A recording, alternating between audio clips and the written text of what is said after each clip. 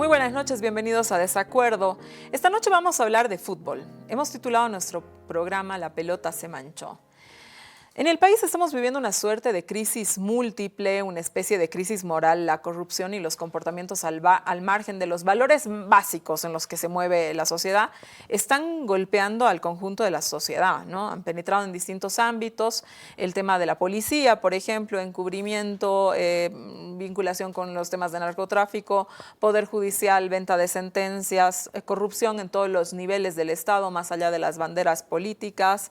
Iglesia, que durante muchos años ha encubierto violaciones a menores que a la fecha no encuentran justicia, un empresariado privado que en contubernio y a nombre de discursos de desarrollo le ha robado sus ahorros a la gente, le ha tocado el turno al fútbol. ¿Por qué voy a hablar de fútbol esta noche? De alguna forma, en un programa del tipo que hacemos, ¿no? Lo tengo que justificar. Primero porque creo que es un compromiso de Desacuerdo tocar los principales temas de la semana y sin duda alguna el fútbol ha sido el tema más importante de la semana. Y lo segundo porque pensamos contribuir a este tema con una mirada más política y más social. Pero, ¿qué ha pasado en el fútbol en los últimos días? El 30 de agosto, el presidente de la Federación Boliviana de Fútbol, Fernando Costa, lanza una bomba cuya explosión sigue tirando metralla a 11 días después. Costa dijo que tenía un material alarmante y gravísimo, esas son las palabras que utilizó, que mostraba la existencia de una red de corrupción que involucra a dirigentes, jugadores, árbitros, etcétera, que habían conspirado para arreglar los resultados de los partidos. Costa no da nombres, pero pronto aparece un audio del dirigente Marco Rodríguez del equipo Vaca 10 que coordina con el árbitro Gal Flores para lograr que en el partido del 16 de agosto el equipo Vaca 10 y Nacional Potosí haya 5 goles. Vamos a escuchar el audio. En el partido tiene que haber 5 goles, indistintamente quién sea. Pero es importante que hayan 3 en el primer tiempo. ¿Ya? Ya vos puedes cobrarnos penal a nosotros, no te preocupes. ¿Ya? Falta cerca, o sea, inclusive que nos lo hagan esos 3 goles en el primer tiempo. Mira, yo estoy intentando de que te pongan de VAR para contra Independiente, porque ahí ya queremos hacer las cosas más grandes. Nacional, ¿usted también ha hablado? Y ya hablé. Poder cobrar ya un penal, entonces, de que más o menos el que va a ser la gente Mustafa. Cuando tengo 5 ya voy a arbitrar ahí para que no haga más gol nadie, si quiere. ¿Ya? Usted ha charlado con Mancilla y, no sé, Cardoso, entonces todo está bien. No te preocupes, con ellos ya están 100% para el sábado con Independiente, por eso necesitamos ganar y eso queremos ver si le tiramos un resultado exacto, ahí nos pagan bonito. ¿Ya? Ya, está cerrado eso, ¿ya? De las apuestas, ¿no, Doc? Para que... Sí, porque es difícil que ganemos allá de más de 5 goles en todo el partido, pero sí o sí, para que alguien tiene que hacer 2 goles. Ya. Hacemos el primer tiempo es en donde paga más la apuesta, donde paga mejor. Tendría que haber 4 goles, un 3-1, un 2-2. ¿Entendés? Porque sí o sí tienen que marcar los dos equipos goles. Esto también están sabiendo lo de Nacional, por ejemplo, está hablando con Mustafa y no sé qué otro jugador me dijeron de la defensa para que puedan hacer los penales. Y todavía reclamo parte de ellos, porque si no se da, ¿entendés? Ellos saben, porque también van a meter el dinero, porque yo les dije, si ustedes no meten, no hay nada. No, Mancilla, no te preocupes. Yo ya ahora también entré en charla con Cardoso, voy a asegurar también que te cojo en algo. Ya una vez le mele, ya se jodió. Un escándalo. La verdad que uno escucha el audio completo y no hace otra cosa más que taparse la cara. El dirigente Rodríguez reconoce que perder 5 goles perjudica mucho a su equipo, pero señala que esta es la única forma de ganar más dinero. Ahora, la siguiente pregunta. ¿Cómo se gana dinero con la cantidad de goles de un partido, con la cantidad de tiros de esquina, de penales, expulsados, de tarjetas amarillas, etcétera? Esto ocurre por las apuestas, lo hemos escuchado en el audio, por esta clase de resultados en los datos. Muchos apuestan, van a haber 3 goles en ese partido, 3 goles en el primer tiempo, 2 en el segundo, 10 tarjetas amarillas, etcétera, etcétera, etcétera. Al parecer, todo esto se planifica. Las casas de apuesta ahora trabajan en forma digital y por tanto esto hace que sean mucho más difíciles de controlar. Bien, el Consejo Superior de Fútbol Boliviano determinó exigir a la empresa Sport TV Rights, que comercializaba los eventos deportivos, que retire la licencia de las apuestas de su empresa, Betting Rights, porque ha sido vinculada precisamente la empresa con los arreglos de los partidos. Se ha advertido que la empresa televisiva pues no lo ha hecho. Entonces la Federación Boliviana de Fútbol dice que va a poner una demanda legal en contra de estos, ¿no? Habrá que ver si esto sucede porque evidentemente, y con todo lo que hemos escuchado y con toda digamos, el agua que ha corrido bajo el puente, sabemos que existen intereses millonarios alrededor de esto, ¿no? Los amaños de los partidos han comprometido los campeonatos que se están jugando en este momento en Bolivia. El Consejo Superior de la División Profesional decidió suspender los 2 campeonatos en curso, el Todos contra Todos y el torneo de la Copa 2023. Pero para impedir que Bolivia quede fuera de los circuitos internacionales, se jugará un campeonato express en lo que resta del año, que permitirá que los clubes clasifiquen a las Copas Sudamericanas, y también esto permitirá o hará que algunos clubes desciendan, ¿no es cierto? Estas soluciones, ¿no?, que se han topado con objeciones de algunos equipos. Por supuesto, los equipos que estaban en la punta, ¿no es cierto? The Strongest, que estaba en la punta en ambos campeonatos, ha cuestionado.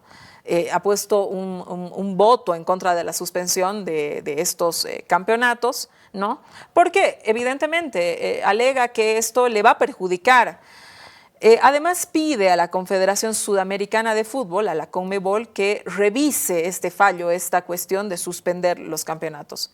Otros clubes tampoco han estado de acuerdo. El año pasado también se ha clausurado el campeonato, esto debido a los conflictos de los 36 días que se han suscitado en el departamento de Santa Cruz. Extraoficialmente, algunos dirigentes de ciertos clubes han dicho que estos problemas se están aprovechando, ¿no es cierto?, para suspender los certámenes. Es decir, de alguna forma, tras bambalinas y no, lo que se está diciendo es que quizás la suspensión de los campeonatos responda también a estas lógicas, ¿no?, que tienen que ver con apuestas y con mafias que están por detrás. Por supuesto, estas son declaraciones extraoficiales, pero que están sobre la mesa, ¿no es cierto? Uno de los dirigentes cuestionados por supuestamente suspender los campeonatos a gusto es Marcelo Claure, un empresario boliviano que vive en los Estados Unidos y que, según él mismo ha escrito en su red social, ha invertido millones de dólares en Bolívar, que es el equipo, digamos, rival por naturaleza casi de The Strongest. Claure posteó lo siguiente, vamos a verlo. Si no veo una reestructuración total del fútbol boliviano y que limpie toda la corrupción, se acabó el proyecto del Bolívar para mí y seré el primero en irme de Bolivia y no invertir más. Este post ha sido criticado por mucha gente, ¿no? Algunos le han dicho, bueno, lo que pasa es que Claude viene, se lleva el dinero como un niño que se lleva la pelota. Pero más allá, digamos, de todos estos comentarios, Claude tiene razón en indignarse de lo que está pasando. Es decir, me parece absolutamente básico que Claure, que ha invertido un montón, se indigne cuando se entera que existen apuestas detrás de los partidos de fútbol, ¿no? Ahora, una cosa mala, pero si se quiere menos mala, y esto lo vamos a poner entre comillas, es los manejos financieros de los clubes, y creo que esta práctica de alguna manera siempre ha existido en el fútbol boliviano, ¿no? Es decir, ventas de entradas, etcétera, ¿no? Pero otra cosa y muy distinta, ¿no es cierto?, es que los jugadores jueguen pagados en contra de su propio equipo a cambio de obtener dinero. Es decir, yo me voy a dejar meter un gol porque me están pagando, ¿no? No podemos creer lo que estamos viendo. Aquellos que por ahí no estamos muy próximos ni somos muy fans del fútbol, realmente no podemos creer lo que está pasando, lo que hemos escuchado y lo que nos ha tocado ver estos días. De esto es precisamente lo que vamos a hablar en desacuerdo, con evidentemente un análisis de lo que tiene que ver esto también con otros temas que se han dado en la sociedad. Todo en este año, todo se ha destapado en Bolivia en este año. Quédese con nosotros.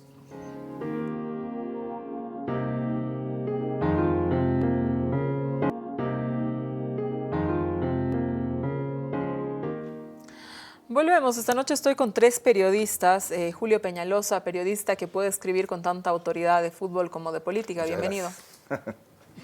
Santiago Espinosa. Santiago, lo mismo, ¿no? Tanto de deporte como de cultura. Así que bienvenido por primera vez. Gracias, Susana, gracias por la invitación y por el honor de compartirte esta área con tan importantes periodistas. También está con nosotros Toto Arévalo. Toto Arévalo es una institución del periodismo deportivo. Bienvenido. Hola, Susana. Un gusto estar contigo. Toto, quiero empezar contigo porque quiero hacer una explicación mayor sobre este tema. En el 2018 ya hubo denuncias sobre indicios de apuestas electrónicas que se estaban haciendo en el fútbol boliviano. Ese año se acusó a algunos jugadores de hacer trampa. Se dijo que la FIFA iba a investigar, pero ¿qué pasó? ¿No? Es decir, a ver, cuéntanos un poco, ¿se hizo algo por controlar el problema? ¿No se hizo nada? ¿Las cosas continúan? ¿Se tomaron medidas? ¿No se tomaron medidas? A ver, cuéntanos un poco. Este es un tema muy viejo. Antes tenía un manejo mucho más regional. Se dudaba de los arqueros que se hacían meter goles para favorecer al equipo contrario, que los dirigentes le pagaban unos pesos al arquero contrario o al goleador que no hiciera goles o al árbitro. Con la globalización, en algún momento, como hace 10 años, volvía de un partido de la Champions League y en una casa de apuestas en Madrid me sorprendí, porque podía haber un partido nacional Potosí con Tomayapo y apostadores a lo loco en las computadoras participando. Entonces, lo primero que hice al llegar a Bolivia es, oye, ¿quién o cómo autorizaron que los partidos del fútbol boliviano fueran parte de las apuestas? Pero más allá de las apuestas, del manejo que significan las apuestas que ya sabíamos en el mundo, que los apostadores ya no iban por quién ganaba el partido, sino por detalles mínimos. Y lo curioso es que generalmente los apostadores no van a apostar que gane Bolívar o Strongest, sino a las incidencias de un juego. Cuántos saques de lateral van a haber, cuántas veces el arquero va a tocar la pelota, una serie de detalles para hacer más atractiva la apuesta. Los únicos que no se enteraron eran los propios clubes del fútbol boliviano, que sus partidos estaban siendo seguidos afuera y que daban lugar a un manejo indebido. A partir de ese entonces fuimos persistiendo, pero nadie se atrevió a decir, oiga, hay un contrato por el que la federación cedió a terceras personas el derecho a que las apuestas formen parte de la estructura del fútbol nacional. No sé si eso justificará lo que se ha pagado por los derechos del fútbol boliviano y sí, además, justificará llegar a esos extremos que hoy se develan como una bomba que iba a explotar en cualquier momento. Lo que yo digo que la bomba explotó en el momento menos oportuno. Ahora, Toto, un argumento que si tú quieres a favor, haciendo de abogados del diablo, es que estas prácticas son frecuentes, funciona así, más o menos, ¿no? Pero además que hay equipos pequeños, ¿no?, que muchas veces sobreviven con este dinero, ¿no es cierto?, el de las apuestas, ¿no?, porque los clubes, entre que no pagan los sueldos, entre no sé qué... A ver, esta puede ser una justificación horrorosa, ¿no? Pero... Es que hay un problema en el fútbol boliviano, de fondo. Tú has hablado de cómo debe reestructurarse el fútbol o refundarse el fútbol. La FIFA establece, entre sus políticas, evitar la distorsión económica. ¿Qué quiere decir? El fair play financiero señala claramente lo que los clubes pueden disponer en su presupuesto, en su famoso POA anualmente. Pero si un club se dispara y en lugar de 100, que es lo que le permite el fair play financiero, gasta o invierte, como quiera uno entender, 300, ha provocado un disparo en el fútbol nacional, porque los salarios de los jugadores ascienden de manera impresionante. Este es un fútbol caro para el nivel de fútbol que tenemos. Y pierden los chicos, que no tienen esa capacidad de pagar esos salarios, y apelan a todos los recursos posibles. Falta que salgan a pedir limosna a las calles para poder cubrir estas demandas salariales no neutralizadas por la Federación del Fútbol de Bolivia. El fair play financiero es una obligación que establece la norma para evitar que los más ricos absorban a los mejores y los más chicos sean más, o los más chicos sean más pobres. Hay una desproporción en el fútbol boliviano. Hay jugadores que al año ganan cerca de $600.000, que es el presupuesto quizás de 2 equipos pequeños. Entonces, nadie se ha animado a colocar freno. Me pareció muy afortunado y oportuno lo de Marcelo Claure. Y él dice, no, al año haremos el fair play financiero, porque sabe, hay que decir la verdad, que su equipo ha desproporcionado el mercado boliviano. El jugador que menos gana en Bolivia, yo no voy a ir contra ellos, yo defiendo al futbolista, pero hay una diferencia abismal entre lo que el jugador gana y cómo rinde el jugador. ¿Cuál es el efecto inmediato? Ha entrado en una zona de confort, gana tan bien que no necesita irse al exterior. Y va a ganar también porque por normas, si no le pagan, le obligan a pagar, la FIFA obliga a pagar. Igual va a cobrar, juegue mal, bien, regular, igual va a cobrar. La aspiración del futbolista se achata porque es cómodo con lo que hace.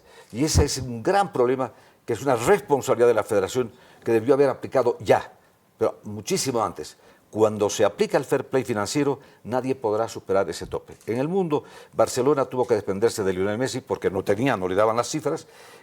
Paris Saint-Germain, el dueño, que es el árabe millonario, quiso inyectarle a su equipo un monto de dinero como parte de la publicidad de su línea aérea. La FIFA le dijo no, está ingresando dinero por otra vía que igual corrompen al fútbol, porque es una manera de corromper la estructura económica del fútbol. El fútbol boliviano está mal, este es el detonante, pero está mal deportivamente, económicamente, la organización no es buena, hay que hacer algo para cambiar todo. Se animaron a lanzar una bomba y todavía los efectos de la bomba no los hemos alcanzado a dimensionar en este momento. Si queremos hacer un cambio en el fútbol boliviano, es muy duro, hay que limpiar todo. Ahora, Toto, y con esto termino contigo. A ver, los equipos, estos problemas de las apuestas que se han conocido ahora, no son nuevos, no son nuevos en Bolivia, pero tampoco son nuevos en el mundo, ¿no es cierto? Es decir, hay grandes equipos en la Premier League. La Premier League hace poco sancionó a su mayor goleador, a Toney, ¿no es cierto? Precisamente por estar involucrado en temas de apuestas con el tema de la familia y cuestiones así. Entonces, ¿cómo se puede resolver una cosa así? Es difícil controlar. Yo creo que Bolivia fue el terreno fértil al que podían penetrar sin ningún problema. Todo esto era un secreto a voces, que se destapa ahora con esta denuncia, que repito, va a tratar de evitar que esto suceda en el fútbol boliviano, pero estamos tapando un agujero de un techo que tiene tantos agujeros que difícilmente vamos a poder cubrir con este hecho. Hay problemas de fondo, estructurales de fondo en el fútbol boliviano, que equipos tengan en la camiseta el anuncio comercial de alguien que pasa por la federación y ve como conveniente de alguna manera congraciarse, voy a utilizar un término muy ligero, porque si te dan plata para que te pongas el aviso en tu camiseta, te están de alguna manera comprometiendo. Y esas cosas se tienen que acabar en el fútbol boliviano, de entrada. Se tiene que manejar de otro modo. Ya no voy a ir al tema dirigencial, cómo se hacen los votos en los congresos, se compran, se venden votos, unas palmadas. No es serio lo del fútbol boliviano, no es serio. Y para ser serio hay que producir un cambio radical. De otro modo vamos para atrás. Es el último país de Sudamérica en materia deportiva. O sea, la selección o el fútbol boliviano está en el último lugar. O sea, cuesta un montón de plata, pero además eres el último y no tienes ningún incentivo a mejorar. Pero obvio, el jugador sabe que va a cobrar. Y si alguien paga más, se quiere ir al que paga más. Y el equipo chico tiene que hacer un esfuerzo y desproporciona su capacidad de respuesta económica y produce un desequilibrio. Yo diría que en este momento, de los 17 equipos del fútbol boliviano, por lo menos 10 están con problemas económicos. Y soy tolerante. No pueden cubrir lo que cuesta mantener una planilla, pese a que los ingresos por televisión casi se han duplicado. Y sigue faltando plata en el fútbol. Santi, antes de que haga Costa su revelación, esta la que nos ha puesto a todos los bolivianos a hablar de fútbol, hubo otra denuncia. La veamos.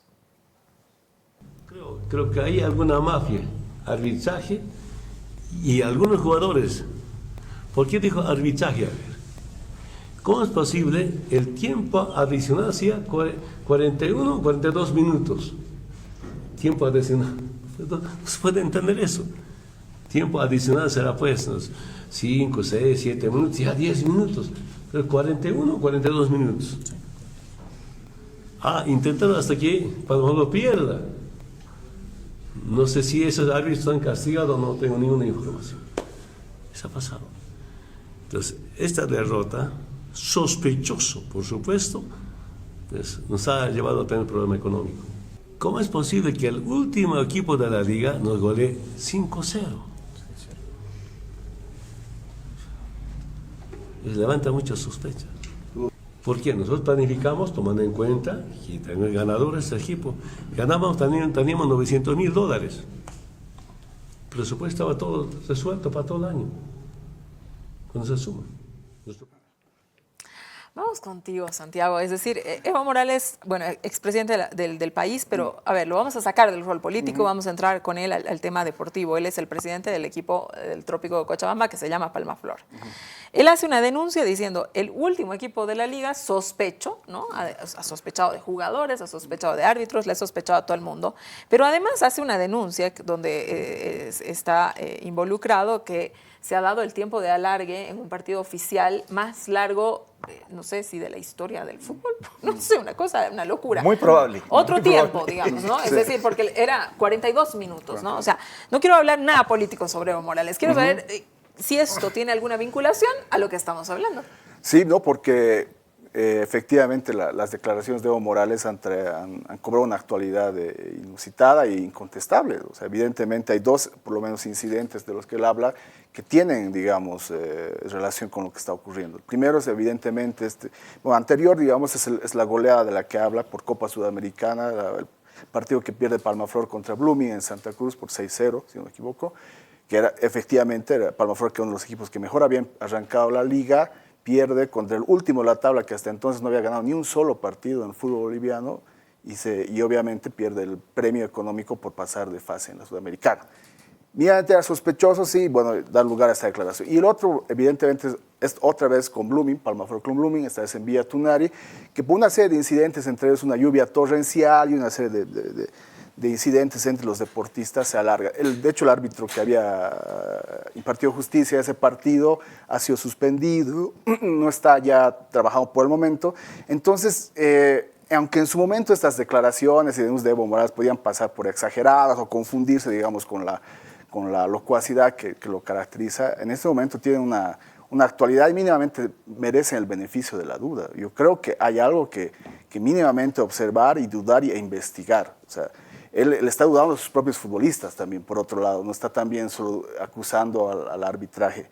Él ha insinuado que hay algunos malos futbolistas, entre ellos los de su plantilla, que habrían podido ceder a sobornos, ¿no? Y eso es gravísimo. Ahora, lo que no nos permite ahorita conocer mucho más es que las denuncias que se han hecho a nivel más general no ha identificado plenamente a los que estarían implicados, a más de este audio del que presentabas al inicio, que involucra a Marcos Rodríguez, que es un dirigente de Vaca 10, que en algún momento incluso llegó a ser dirigente de la federación, y un audio previo que involucra a un jugador de Libertad Gran Mamoré, que ya ha sido desvinculado de su equipo. No tenemos mayores indicios, ¿no? Y eso sí, claro, hay, digamos, alusiones a muchos árbitros y a la comisión arbitral. Está el señor Gad Flores, que aparece en esta llamada, está el señor Cardoso, que es de la comisión arbitral de la Federación Boliviana. Él también lo menciona, sí, claro. también lo menciona, ¿no? Sí, y está evidentemente Mancilla, que aparentemente después del Consejo Superior de la División Profesional deberían haber sido destituidos, pero ellos han comunicado que no se les ha emitido esta suspensión de forma oficial, o sea que ellos en teoría siguen cumpliendo sus funciones. Ahora, Santi, no existe ninguna instancia que pueda, digamos, hacer una observación, como decirte, formal, o no, sobre un tiempo de alargue de esa cantidad de tiempo. Es decir, un tiempo dura 45 minutos, es decir, ¿cómo el alargue va a durar el mismo tiempo prácticamente que un tercer tiempo? ¿No? Es uno de esos milagros que ha permitido también el VAR, ¿no? Porque algo que ha planteado o ha denunciado también Fernando Costa ha sido que el uso del VAR es una de las herramientas que ha facilitado estos supuestos amaños y sobornos, ¿no? O sea, ha habido muchos partidos, sobre todo esta temporada, en los que se ha observado el uso del VAR y a los videoarbitrajes y a las personas que están operando, que también son árbitros, y que han tomado decisiones muy cuestionables, algunas de ellas realmente sacadas de los pelos. Y evidentemente las decisiones en este caso de un árbitro ahora ya no solo dependen de él, sino también dependen de lo que le vaya diciendo, lo que vaya asesorando y orientando el videoarbitraje. Entonces, en este caso, hay una complicidad entre el árbitro y el videoarbitraje. Evidentemente no es algo observable, es algo inaudito que se alargue un tiempo. Podría ser un caso de suspensión muy extensa, pero como dice Evo Morales, puede dar a sospechar de que efectivamente están esperando que Blooming empate o que Palma Grande vaya a saber a quién quisieran favorecer si es el caso. No es normal, no es regular, es algo que que parecía realmente sacado del realismo mágico, porque era un partido así de una lluvia torrencial que no se podía ver nada, los jugadores se pasaban cayéndose, era una cosa, no sé, sí, no. Y de paso, claro, y ha durado, era el partido interminable, nosotros, el periódico donde trabajo, estábamos esperando que no se acababa nunca, no sabíamos qué hacer. Y realmente no sabíamos si era... Claro, además no sabíamos si era real, ¿no? O sea, si evidentemente esto está ocurriendo o estamos todos en un sueño colectivo, es algo inaudito. Y evidentemente esto debería, como dices, impugnarse. Lamentablemente la estructura no tiene, digamos, tiene las comisiones arbitrales, lo que hacen es sancionar directamente al árbitro y ahí se acabó, digamos. No se hacen mayores investigaciones estructurales para saber si hay algo más. La denuncia de Costa apunta a algo más. Él dice que hay una red de corrupción, o sea, no es un arbitraje más, no es un árbitro más, no es solo un partido, aquí hay algo crónico, aquí hay algo institucionalizado. A ver, Julio, hace poco nos hiciste un exclusivo para Desacuerdo y ahí decías algo que me parece importante señalarlo acá, que es que estás muy decepcionado del fútbol nacional, que no ves el fútbol, ya no ves fútbol nacional, que el fútbol boliviano es corrupto y eso tiene que ver con la sociedad que lo produce, ¿no? En mi introducción hablaba precisamente de eso, Julio, ¿no? Que hemos visto, digamos, una suerte de crisis multisectorial, que de pronto mañana aparece la iglesia, de pronto la corrupción en el Estado, de pronto, ¿no? Una cosa que nos está resultando abrumadora en todos los ámbitos. A ver, Susana, yo me niego a hablar en este programa de lo que quiere que hablemos la Federación Boliviana de Fútbol y Costas, que es de esta jugarreta, de esta puesta en escena, porque detrás de ello hay otra cosa. No estamos hablando de Brasil 5, Bolivia 1. Estamos hablando de una supuesta red de corrupción, pero sin los elementos objetivos que nos permitan llegar a mínimas conclusiones, por lo menos iniciales. Nada. Se ha presentado una denuncia ante la Fiscalía de La Paz y el fiscal ha admitido y no ha dado mayores detalles. El día en que se hace la conferencia de prensa para anunciar esta corrupción, en la segunda parte de esa misma comparecencia ante los medios, sale por debajo de la mesa un papel en el que ya estaba armado el torneo relámpago, con una serie de 9 equipos y otra serie de 8. Ya estaba organizado el nuevo campeonato, porque el objetivo central era anular de un plumazo los 2 campeonatos que se estaban jugando. Y obviamente el perjudicado de cualquiera de esos 2 torneos siempre es el puntero, o los punteros. Esto ya estaba armado.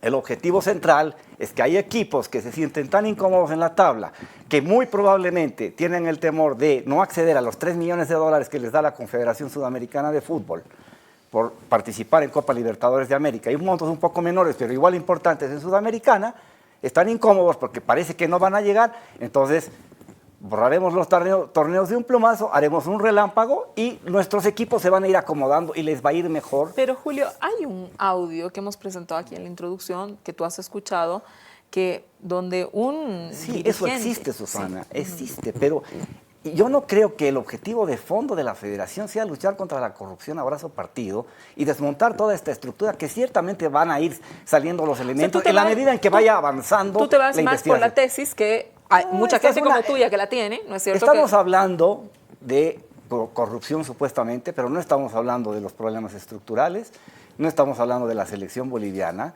Y tenemos en limpio, ¿qué cosa en limpio tenemos? Nada más que vamos a jugar un torneo relámpago al que se niega el puntero del campeonato porque siente que le están robando los puntos y porque se ha anulado de cuajo lo que se llama mérito deportivo. 240, 250 partidos se han jugado hasta aquí durante todo el año que no sirven para nada. Y otra cosa fundamental, no puedes hacer revolución sin revolucionarios. No puedes cambiar el fútbol con esta gente que está manejando las cosas como las viene manejando hace tantísimos años. Es como querer que el proceso de cambio lo encabecen Camacho, Doria Medina y Mesa. No tiene sentido, ¿no es cierto? Necesitamos un García Linera del fútbol, un tipo que tenga una visión estructural de las cosas para modificarlas fundamentalmente desde un punto de vista estratégico, pero con otro tipo de actores. Estos actores no sirven. Vamos a seguir dando vueltas, Susana, en lo mismo durante años de años. Estamos llegando al año 30 de haber clasificado a la Copa del Mundo de Estados Unidos. Este año, sí, claro, son 30 años. No, y el 94, claro, el 94 serán 30 años de haber jugado esa Copa del Mundo. Nunca más llegamos. Hasta el 97 más o menos. ¿Qué opinas de la dimensión psicológica de eso, de lo que acabas de señalar? Precisamente, mira, hace 30 años clasificamos a un mundial, ¿no es cierto? En esos 30 años lo que ha habido es un deterioro del fútbol. Y un Hasta el deterioro... 97, digamos que fuimos subcampeones en la Copa América jugada aquí. Bien, hasta ahí llegamos. pero digamos que ha habido un deterioro en general del fútbol, de las instituciones esas que tú dices, ¿no? Evidentemente lo que nos decía Toto, a ver, hay cosas que nosotros sabemos, las bambalinas, que son así, que por ahí no están sobre la mesa, pero que hay apuesta, hay eso. Es decir, hay cosas que están ahí, ¿no? Y eso, digamos, desde tu perspectiva, en dos dimensiones. ¿Cómo afecta la dimensión psicológica, ¿no?, a los bolivianos? Porque de alguna manera el deporte, el fútbol en particular, aunque el resto de los deportes también, ¿no?, genera pues un sentimiento de identidad. Ahí se acabaron los regionalismos, ahí se acabaron el Coyacamba, ahí se acabó. Ahí es mi bandera, ese es mi país. Nos hace bien nos hace bien que ganar un partido, nos hace bien que nuestra selección juegue y nos llene de orgullo, y etcétera. Eso le hace bien al país, ¿sabes? Pero cuando uno mira el fútbol, que digamos tú dices, bueno, voy a darme la vuelta, no voy a ver todo lo que está pasando, digamos, en esta crisis multisectorial, y voy a ver el fútbol, tú te encuentras con una cuestión horrorosa. ¿Cómo nos afecta eso psicológicamente? La autoestima que logramos construir alrededor de la clasificación del 93, y el otro día con Toto lo conversábamos después de un programa, esa convergencia regional de cochabambinos y cruceños, que fue la clave de esa selección del 93, se ha ido deteriorando, se ha ido debilitando progresivamente, y hoy día hemos llegado prácticamente a tener la autoestima nuevamente por los suelos, porque nuevamente somos perdedores sistemáticos, y porque hemos llegado a la conclusión de que ya no tenemos los jugadores que tuvimos hasta cierto tiempo. Creo que el último futbolista importante, representativo, referencial, digamos, es Pablo Escobar en Strongest. Pablo Escobar ha dejado el fútbol hace 3 o 4 años, y de ahí en adelante tenemos una figura que diga, escucha, este es el tipo de la película. ¿Martins? No, tiene sus méritos. Martins es paradójicamente el futbolista que más dinero ha ganado en la historia del fútbol boliviano, pero el que menos ha ganado. Y lo que ha hecho ha sido ponerse la verde siempre, insistir, persistir, no desistir, pero siempre para llegar a situaciones como la del pasado viernes, en que vemos la diferencia abismal entre lo que hace un Brasil y hace Bolivia. Debimos perder 8-1 ese partido, gracias al arquero Vizcarra perdimos 5-1, porque el primer tiempo tuvo una actuación soberbia, tapó un penal y dos atajadas de gol, pero prácticamente hechas. Pero la realidad del fútbol boliviano, si hablamos de fútbol en específico, es esa, la del partido del viernes. Y estamos hablando de lo otro que está ahorita en el campo especulativo, aunque hayan audios, aunque hayan pruebas, aunque hayan indicios, porque me da la impresión de que no hay una verdadera voluntad de ir a luchar contra la corrupción y reestructurar el fútbol. Revolución se hace con revolucionarios, no con conservadores y con reformistas. Eso es imposible. Yo digo una cosa, Susana. Se lanza una bomba. ¿Para qué? Exactamente. ¿Para qué? ¿Para anular el campeonato? Eso es. Esto es más delicado. Estamos presumiendo la culpabilidad de un conjunto de jugadores, técnicos, dirigentes, árbitros, cuando no se ha precisado la denuncia y no se ha avanzado para establecer claramente el nivel de corrupción en el fútbol boliviano. Entonces, cuando uno mira, se plantea la denuncia y de inmediato se anula el campeonato, pareciera que hay otro tipo de intereses y no precisamente el de cambiar al fútbol boliviano. Esto es más serio. Si la Conmebol es seria, que espero que así sea, y la FIFA, le van a pedir a Bolivia que presente pruebas planteadas a organismos. El Ministerio Público conoce ya del caso, va a evaluar y analizar. Sus sanciones son faltas o delitos al ordenamiento penal en el país. Pero lo que no han hecho, lo más importante, es acudir al Tribunal de Justicia Deportiva, que es el que plantea si hay errores, faltas graves, qué tipo de sanción deportiva. En otras palabras, los propios dirigentes, porque se ha generalizado, han sido jueces y parte al tomar la decisión de anular un campeonato sin que haya la base suficiente, y no digo que no hay, seguramente habrá, pero sin el análisis a fondo. Se ha golpeado a la imagen del fútbol boliviano sin saber en este momento, hoy día, quiénes son, qué hicieron y para qué es esta denuncia. Preguntas que hay que responderlas. Me voy a un corte. Quédese con nosotros. ¿Dónde está mi cámara? Por ahí. Quédese con nosotros en Desacuerdo. Ya volvemos para seguir hablando del fútbol. La pelota se nos manchó, señores. Quédese con nosotros.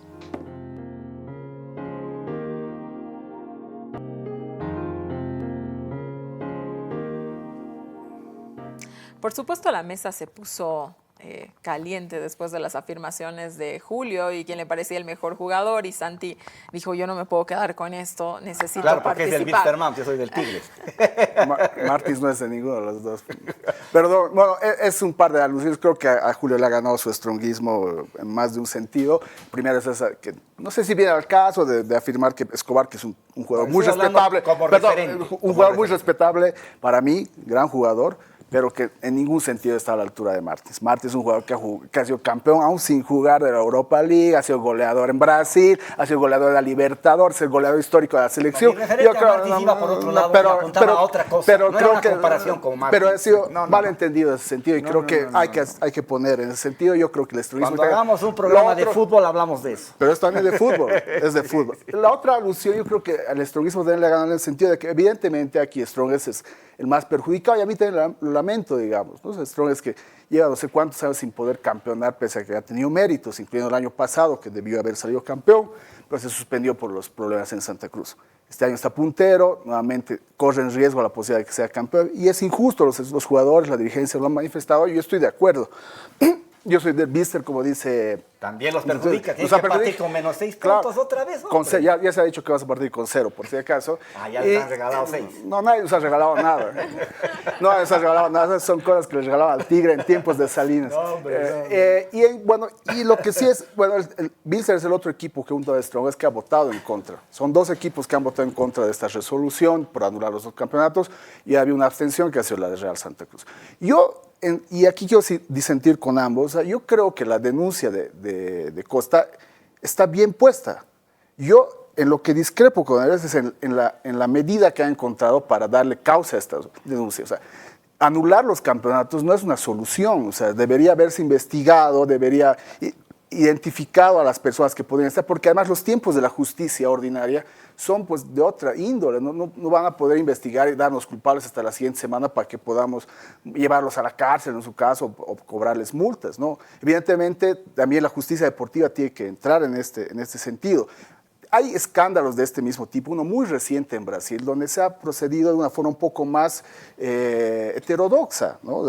Hay jugadores de equipos como el Santos, el Fluminense, el Inter, jugadores de primera que ahorita mismo están en la Libertadores, que han sido involucrados en amaños y que los han sido sancionados por la justicia deportiva y han sido denunciados por la justicia penal. Ahorita está en procesos, se verá su culpabilidad, pero en ningún caso se ha parado el torneo.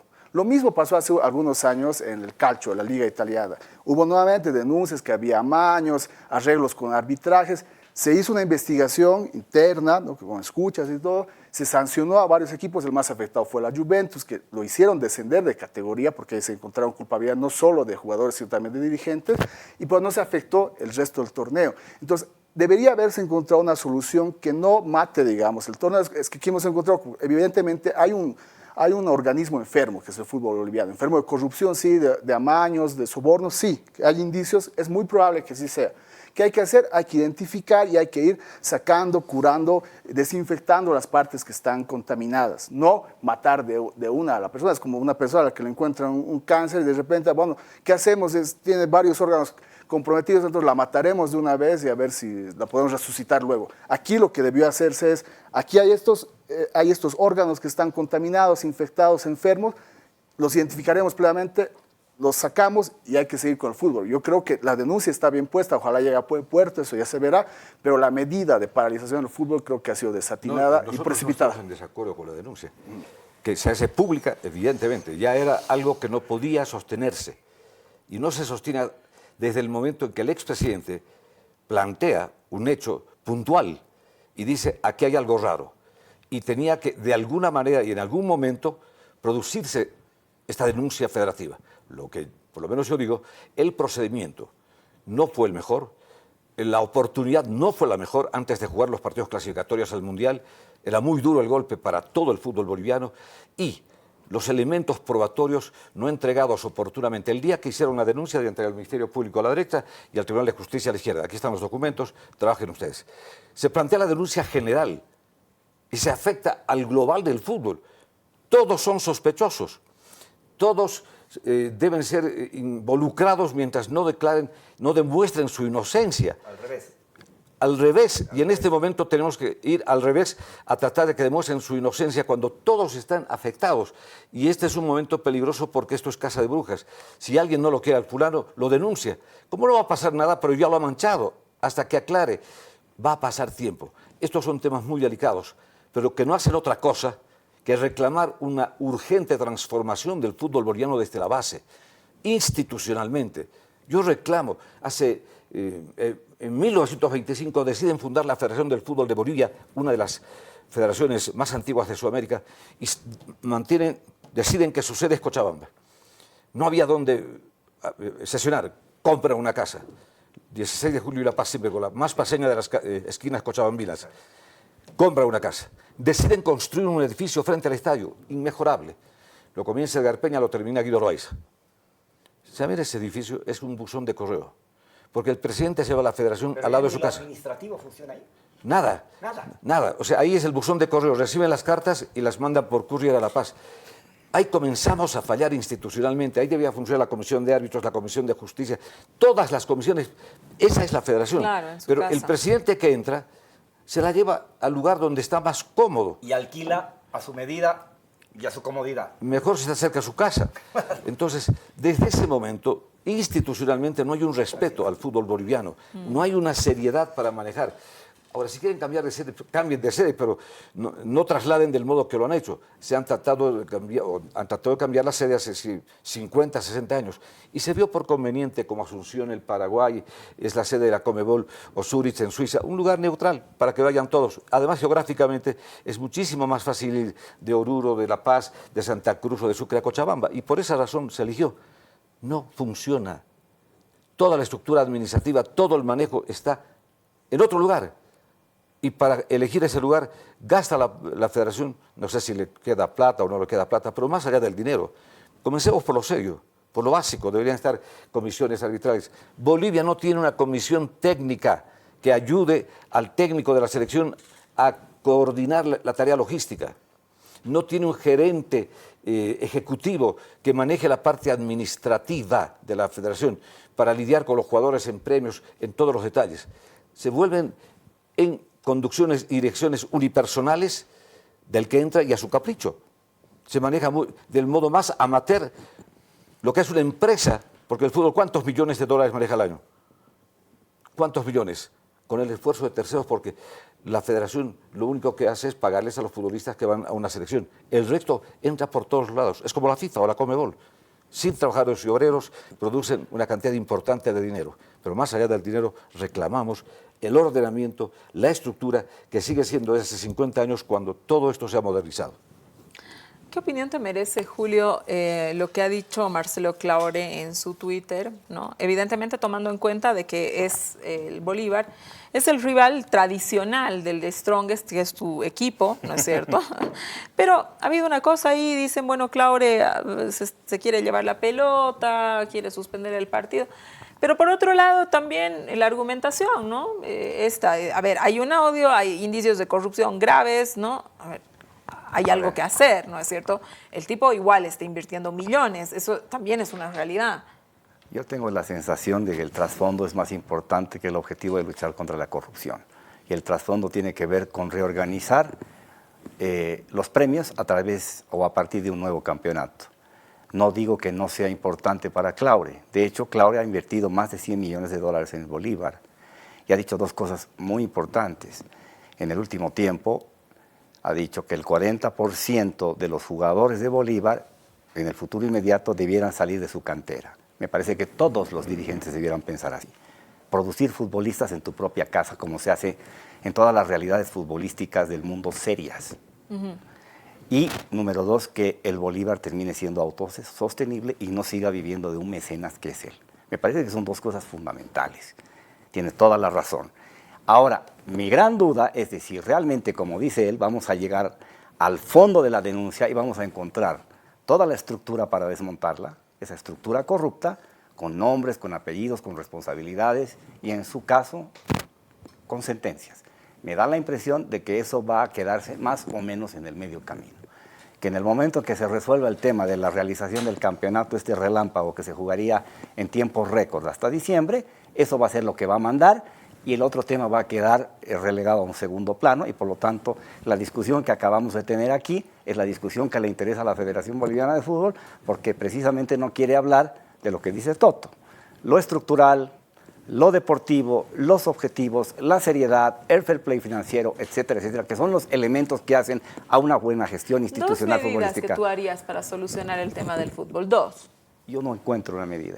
Realmente habría que ser brujo porque el fútbol es privado, intervención estatal no se puede, nos sanciona la FIFA.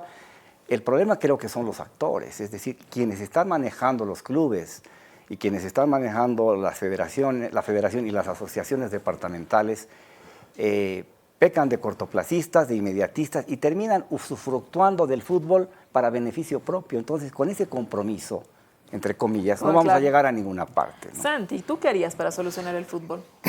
Bueno, primero quería retomar un poquito, si se me permite, Susana, esta intervención de Claure, porque no deja de ser curiosa. Claure efectivamente hizo este tuit que a mí también me sabe un poco a chantaje y eso me molesta. Claure es un dirigente obviamente que seguramente admirable, sobre todo por el dinero que tiene e invierte. Yo creo que para cualquier otro equipo del país es un dirigente envidiable, sobre todo por su billetera, ¿no? Yo creo que sobre todo se envidia a la billetera más que al dirigente en este caso, ¿no? O sea, eso es envidiable lo que genera Claure en Bolívar. Y finalmente ha tenido buenos resultados este año con Bolívar, ¿no? En la Copa Libertadores se llega a cuartos de final. Pero es un tipo muy voluble, muy locuaz, a veces un poco intempestivo, inestable en las redes, ¿no? Porque unos días antes de esta intervención que dijo que había que tomar medidas drásticas, y para él había dicho que no se podía parar el fútbol. Cuando ya había denunciado Costa que había estos indicios de amaño y denuncias y tal. Dijo, no se puede parar el fútbol porque tenemos que pagar planillas. Entonces, ¿por qué ha cambiado 2 días después de parecer? ¿Alguien le ha asesorado, alguien le ha dicho, le han convencido? Y esa intervención de Claure ha sido clave para, probablemente, como ha dicho Héctor Montes, presidente de Strongest, presionar al resto también a que se sumen a eso.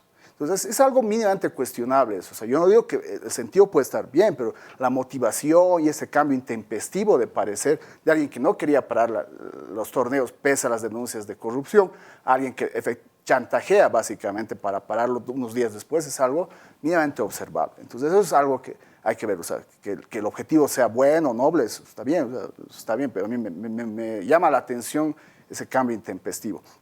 Ahora, en cuanto a esto de las medidas que me dices, yo sí creo que hay que empezar por alguna parte, porque el riesgo de decir que está todo muy grave, que está todo descompuesto, hay una crisis estructural, es decir, mejor no hagamos nada, está todo tan mal que no vamos a poder hacer nada, cambiaremos a la gente. Evidentemente es algo que se debería hacer, porque no se va a poder hacer de golpe. O sea, las crisis estructurales, no sé, seguramente, como dice Julio, se tienen que resolver con revoluciones, y es algo que no va a pasar pronto, probablemente en el fútbol, ni seguramente ni a mediano ni a largo plazo, ¿no? O no va a ser nunca. Entonces, hay que tratar de mirar también soluciones a problemas concretos. En el caso de los amaños, por ejemplo, esto es un tema que se ha investigado mucho. Hay un periodista australiano, Declan Hill, que tiene un libro y una investigación fabulosa sobre el tema que se llama Juego Sucio. Y ahí precisamente plantea un par de medidas que cree que pueden incidir a mejorar y evitar, digamos, mayores daños de la contaminación de los amaños y las apuestas en el fútbol. Una de ellas, dice, es reemplazar los arbitrajes. Y él incluso llega a proponer que los árbitros sean reemplazados, los árbitros hombres sean reemplazados por árbitros mujeres, progresivamente, por ejemplo.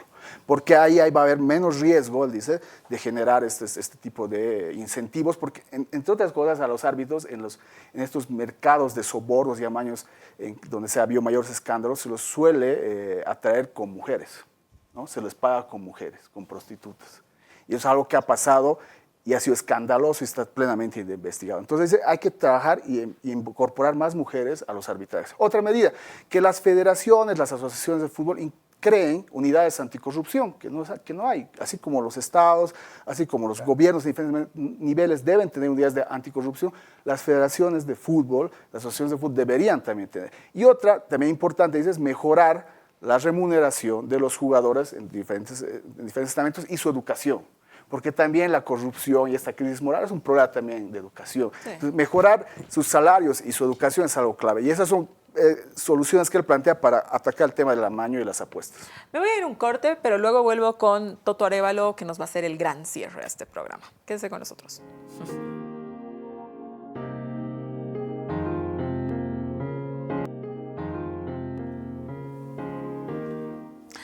Bueno, volvemos ya a las conclusiones de este programa al que hemos titulado La pelota se manchó, por todo lo que hemos conocido esta semana a raíz de la denuncia de Fernando Costa, presidente de la Federación Boliviana de Fútbol. Toto, ¿qué nos dirías? ¿Cómo nos vamos de este programa? Deprimidos. Mal. Pero yo me río. Prevalecen los intereses particulares antes que el interés común. Yo preguntaba, si Bolívar avanzaba a semifinales, ¿habría estado en la misma posición hoy de reclamar que se acabe todo y comience un nuevo torneo? Creo que no. El interés económico es definitivo. 4 millones de dólares no le vienen mal a nadie. El campeón lleva 3 más 1 millón de premio. Quizás ese hecho ha motivado que se desarticule una gestión unitaria para cambiar al fútbol boliviano. Es muy difícil. Con palabras, con debates, no vamos a cambiar. Hay que comenzar cambiando a los administradores, que son los dirigentes, cuya conducta debe ser la primera en calificarse. Y debe sentar un ejemplo para que el fútbol boliviano marque una línea vertical de conducta. A los jugadores hay que tratarlos bien, se los trata demasiado bien.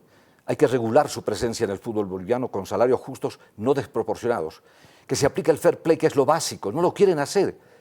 Y van en desmedro de los pequeños y provocan una inflación en el fútbol boliviano que daña al fútbol nacional. Reordenar las filas, reagrupar al fútbol de asociación con el fútbol de crecimiento, desde las comunidades más chicas hasta el fútbol grande. Hoy hay una élite de 17 equipos donde los jugadores están en un carrusel dando vueltas y no hay oportunidad para los jóvenes de lugares alejados que no tienen la misma chance y oportunidad. Llegan jugadores mediocres del exterior, se llevan la plata del fútbol boliviano, porque es lo que pasa, y no dejan ningún aporte, porque no hay una exigencia inclusive para quien venga de fuera a jugar en Bolivia, debe cumplir con ciertos requisitos, como pasa en Inglaterra, donde ningún jugador llegará a Inglaterra si no ha sido jugador de selección nacional. Primera medida. Hay mucho por hacer, hay mucho por hablar. Vamos a seguir hablando, pero si no hacemos las cosas rápido, vamos a seguir de aquí. Yo tengo 53 años y hace 53 años he escuchado este mismo discurso sin ningún paso al frente y sin ninguna solución alternativa. Gracias Toto, muchísimas gracias. Titular, ¿quieren darle un titular? Ustedes son periodistas. Por segundo año consecutivo, Díaz Strongest no será campeón. Yo usaba uno que está en una columna que se llama El fútbol boliviano se nos muere. Paz extensor. Bueno, muchísimas gracias por haberme acompañado esta noche a hablar un tema que ha hecho, digamos, mucha noticia esta semana. Nos interesaba analizarlo en Desacuerdo. Muy buenas noches, que es en la programación de RTP y de Canal RT en España.